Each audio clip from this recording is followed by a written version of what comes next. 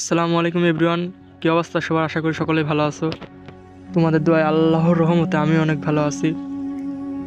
তো গাইস, অনেকদিন পর আবারও নিয়ে চলে আসলাম একটি ঘটনা। এই ঘটনাটি আমি সংগ্রহ করেছি একজনের থেকে। তার বাসা উল্লেখ করতেছি না, তার বাসা নাটোর জেলার কোনো এক গ্রামে। তো তার থেকে আমি ঘটনাটি সংগ্রহ করেছি। তো ঘটনাটি সে যেভাবে বলেছে আমি তোমাদেরকে সেইভাবেই বলার চেষ্টা করতেছি। তার আগে তোমরা চ্যানেলে যারা নতুন আছো চ্যানেলটা অবশ্যই সাবস্ক্রাইব করে দিবা। সাবস্ক্রাইব করে বেল আইকনটি অন করে দিবা, যাতে দ্বিতীয় কোনো ঘটনা কিংবা যে কোনো আপডেট তোমরা পেতে পারো। আর যদি আমার ঘটনা ভালো লাগে তাহলে অবশ্যই তোমরা ঘটনা পাঠাতে পারো, আমার কমেন্ট বক্সে কমেন্ট করতে পারো। অবশ্যই তোমাদের ঘটনাও আমি সিলেক্ট করব। তো বেশি কথা না বাড়ে চলো ঘটনায় যাওয়া যাক। আমি সাব্বির, আমার বয়স বর্তমানে 18। আমি সবার মতন 2025-এ আইসি এসএসসি দিছি। তো ইন্টারে ভর্তি হব সেরকম প্রিপারেশন নিচ্ছি। তো ইন্টারে ভর্তি হওয়ার পরে কলেজে যাইতাম, সকালে কলেজ থেকে এসে ওই যে ফোন নিয়ে বসতাম, ফোন দেখতে দেখতে দেখতে কখন সন্ধ্যা কখন রাত হয়ে যেত, মানে কিছুই বলার মতনই নেই।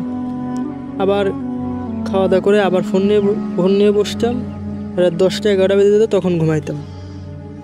তোমার আবার একটা অভ্যেস ছিল, মানে রাত্রের বাইরে তাতে আমি আবার বেশি পছন্দ করতাম। তো আমি অন্যান্য মানুষের তুলনায় একটু অন্যরকম ছিলাম।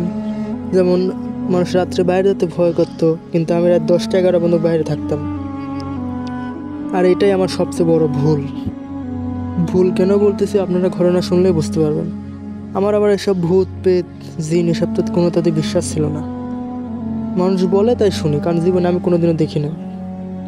তো এরকমই একটা দিন রাত 10টার সময় বাসায় ভালো লাগতেছিল না, ফোন দেখতে দেখতে বোর হয়ে গেছিলাম, ভাবলাম একটু বাইরে থেকে ঘুরে আসি।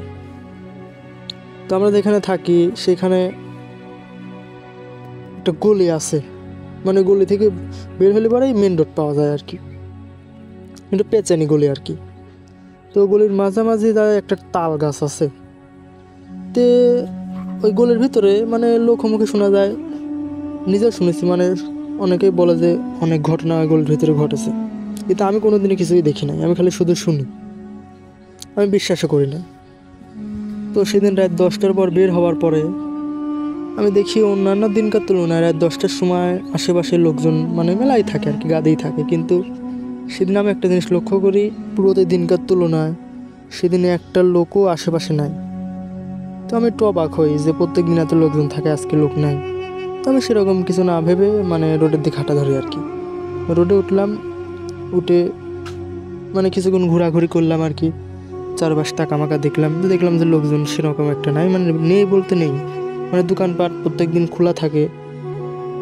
আজকে দেখতেছি রাত 10টার সময় সব বন্ধ করে দিয়ে যার যা বন্ধু শেষে বাসায় চলে গেছে।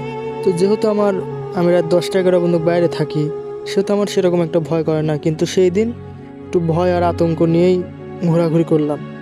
মেলা কিছুক্ষণ ঘোরাঘুরি করার পর দেখি যে রাত 11টার মতো বেজে গেছে। পরে 1 ঘন্টার মতন ঘোরাঘুরি করলাম, ঘোরার পর দেখি যে রাত 11টা বেজে গেছে। তো ভাবলাম এবার বাসা যাওয়া দরকার। আর আমার আব্বু আম্মু কিছু বলে না বাইরে থাকলে, যেহেতু আমার স্মোক করার অভ্যেস নাই, ওই জন্য মূলত ঘটনা এখান থেকেই শুরু হয়। তো আমি ঘোরাঘুরি করার পর বাসায় আসার সময় ওই তাল গাছটার নিচে এসে আমি যা দেখি, মানে তা দেখার জন্য আমি মোটেও প্রস্তুত ছিলাম না। দেখলাম যে একটা বিশাল আকৃতির একটা সাপ, মানে প্রায় 8-10 হাত এরকম হবে একটা সাপ, মোটা একটা সাপ। তা আমি মনে মনে ভাবতেছি যে সাপ এত রাত্রে এখানে কোথা থেকে আসবে, আর এত বড় সাপ। মানে আমি ভয় পাইনি, তারপরেও একটু ভয় পেয়ে গেলাম।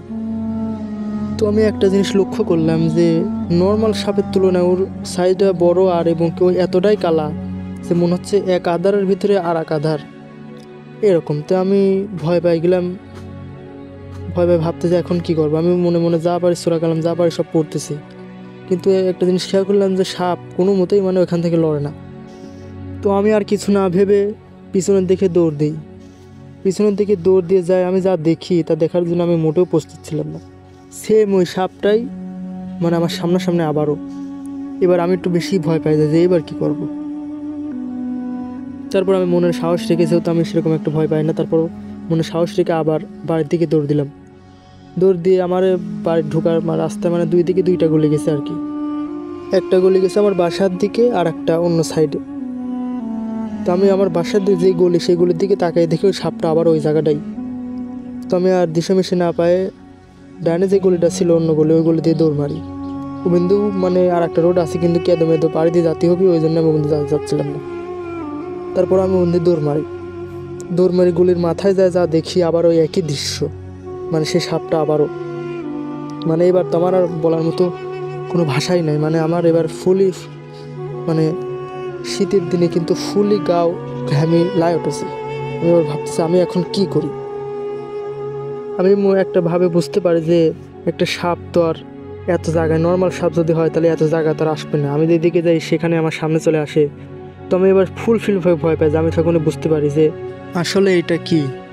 তখন আর কি করার, বুঝতে পারি যে আসলে এটা কি, আসলে এটা একটা জিন কিংবা কোনো খারাপ কিছু। যেহেতু ওই গলির ভিতরে অনেক ঘটনাই ঘটেছে, শুধু আমার সাথেই ঘটে নাই। তো আমি আবার পিছনের দিকে দৌড় দিই, মানে যে দিক থেকে আমি আসছি সেই দিকে আবার দৌড় দিই। এসে বাড়ির রাস্তার দিকে দৌড় দেবো, আবার সেখানে তাকিয়ে দেখি আবার সেই একই কাহিনী, সে সাপটা আবার সেখানেও চলে আসে।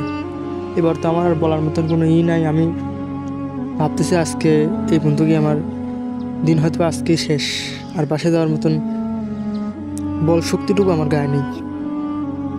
তো এরকম করে আমি যেদিকে যাই সেই দিকেই শুধু সাপ, যেদিকে যাই সেদিকে শুধু সাপ। তো আমার আর বাসায় যাওয়ার বল শক্তি গায়ে নাই, আমি মানে ফুলি ক্লান্ত।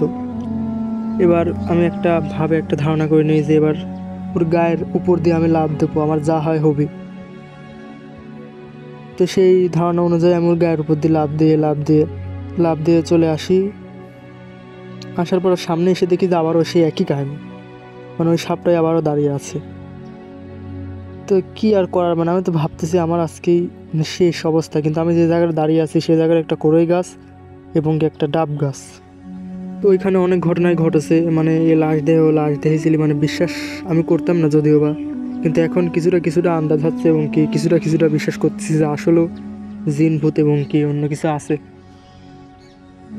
তো আমি আবারও ওই দিক থেকে ঘুরে আবারও ব্যাক দিকে রোডের দিকে দৌড় দিই, যে তা আমি পিছনে তাকিয়ে দেখি যে সেই সাপ। আবারও পিছনের দিকে দৌড় দিই, কিন্তু পিছনে তাকিয়ে দেখি সেই সাপ, মানে দুই দিকেই সাপ। তারপরে আমি যা দেখতে পাই, মানে আমার বাম সাইডে আমি দেখতে পাই যে একটা লাশ, মানে বলার মতন আমার কোনো ভাষাই নেই ভাই। আমি আপনাকে যেভাবে বলতেছি আমার গা কসম এখনও খারাপ হয়ে যাচ্ছে। তো যার সাথে ঘটে সেই শুধু বোঝে যে কীরকম লাগে। তো আমি লাশটা দেখে আমার তো আর সেখন, মানে যদিও বা তখন যেরকম একটা ছিলাম পরিস্থিতি, তারপরে সেখন তার সামনে সাপ, পিছনে সাপ, আর বাম সাইডে লাশ। তারপর লাশটার সাইজ এটা মানুষের তুলনায়, একটা মানুষ হাইট 6 ফুট কি 5.5 ফুট হয়, কিন্তু লাশটার সাইজ আবার তো 8 ফুট, মানে খাড়ায় আছে। মানে আমি দেখি আমার বলার মতন আমার ভাষা নেই, মানে আমি কি বলবো। আমি তো ভাবতেছি আমি আজকে শেষ। তো সেই মুহূর্তেই দেখি যে লাশটা আমার দিকে এগিয়ে আসতেছে এবং কি সাপ দুটো এগিয়ে আসতেছে। তো তখন আমার আর করা কিছু নেই, আমি সেন্সলেস হয়ে ওখানে পড়ে যাই। তারপর আমার জ্ঞান ফিরে একজন মানুষের হাতের স্পর্শে। জ্ঞান ফিরে আমি দেখি আমি এখন ওইখানেই পড়ে আছি। পিছনে তাকিয়ে দেখি যে একজন মানে হুজুর আর কি, সাদা টাইপের জুব্বা টুব্বা পরে একটা হুজুরের পরিবেশ যেরকম থাকে সেরকম। সে আমাকে বলতেছে তুমি এত রাত্রে এখানে কেন, সোজা বাসায় চলে যাবা, পিছনে তাকাবা না। তো হুজুরের কথা শুনে আমার আর ভাবার মতন কোনো সময় নাই। আমি আশেপাশে তাকিয়ে দেখি কেউ নাই। তো সেই মুহূর্তে আর কী করবো, আমি দৌড় দিয়ে বাসায় চলে আসি। বাসায় চলে এসে ঘড়ির দিকে তাকিয়ে দেখি তখন রাত 1টা বেজে গেছে। মানে আপনাদের নাও বিশ্বাস হতে পারে, কিন্তু যার সাথে ঘটে আসলে সেই বোঝে যে কীরকমটা লাগে। তো রাত 1টা বেজে গেছে, আমি তখন আর কি করবো, তখন শুয়ে পড়ি। তাছাড়া তো আমার আর কোনো উপায় নেই। শুয়ে পড়ার পরে পরের দিন আমি হুজুরের কাজ যাই। হুজুরের কাজ গিয়ে হুজুরের থেকে ঝাড়ফুঁক নিয়ে, পানি পড়া নিয়ে, এবং কি পরে 7-8 দিন পর আমি সুস্থ হই। তারপরের থেকে আমার মনে একটা ভয় চলে আসে, না আসলেও ভূত কিংবা জিন বলতে কিছু আছে। তারপর থেকে ওই রোড দিয়ে আমি খুবই সাবধানে, রাত্রেবেলা তো চলাফেরা করেই না, দিনের বেলা চলাফেরা করি, রাত্রেবেলা চলাফেরা করি সে, কিন্তু সেরকম একটা চলাফেরা করি না। তো এই ছিল আমার ঘটনা। যদি ভালো লাগে তাহলে অবশ্যই আমাকে জানাবেন। তো আমার জীবনের এই হলো প্রথম অভিজ্ঞতা। আমার সাথে আর ঘটনা ঘটে নাই, এটাই আমার সাথে ঘটেছে। তো আমার বন্ধু বান্ধবের সাথে অনেক ঘটনা ঘটেছে। যদি এই ঘটনা ভালো লাগে তাহলে অবশ্যই আমি এই চ্যানেলে শেয়ার করব। তো গাইস, এই ছিল ঘটনা যদি ভালো লাগে তাহলে অবশ্যই লাইক কমেন্ট শেয়ার করে দিবা। আর হ্যাঁ, ঘটনা এটা আসলেও একটা বাস্তব ঘটনা। ও যেভাবে আমাকে বলছে আমি হয়তো বা সেভাবে বলতে পারি নাই, কারণ ওর সাথে ঘটেছে। আর ঘটনাটা ও আমাকে যখন বলছে তখন আমার গায়ের পশম খারাপ হয়ে গেছিলো। খুবই ভয়ঙ্কর একটা ঘটনা, আর যার সাথে ঘটে সেই বুঝে। তো ঘটনা যদি ভালো লাগে তাহলে অবশ্যই লাইক কমেন্ট শেয়ার করে দিবে। আর তোমাদের কাছে যদি ঘটনা থাকে তাহলে অবশ্যই ঘটনা পাঠাবো, আমি তোমাদের সব ঘটনা সিলেক্ট করবো। এবং কি ঘটনা সপ্তাহে 2 দিন পাবা, বৃহস্পতিবার এবং শুক্রবার। আর এই ঘটনাটা আমি বলছি হয়তো তোমাদেরকে সেরকম একটা বিনোদন দিতে পারি নাই, কিন্তু ঘটনাটা আসলেও সত্য এবং কি বাস্তব এবং কি খুবই ভয়ঙ্কর ছিল। মানে ও বলছে তখন আমি খুবই ভয় পাইছিলাম, কিন্তু আমি তোমাদেরকে হয়তো অত ভয় পাতে পারি নাই। আর নতুন চ্যানেল যদি ভালো লাগে অবশ্যই সাবস্ক্রাইব করবা আর পাশে থাকবা। আর আর ঘটনা যদি থাকে তাহলে অবশ্যই ইমেল করবা কিংবা আমার কমেন্ট বক্সে কমেন্ট করবা, আমি তোমাদের থেকে নিয়ে চ্যানেলে শেয়ার করবো। তো আজকের মতো বিদায় নিচ্ছি, আল্লাহ হাফিজ।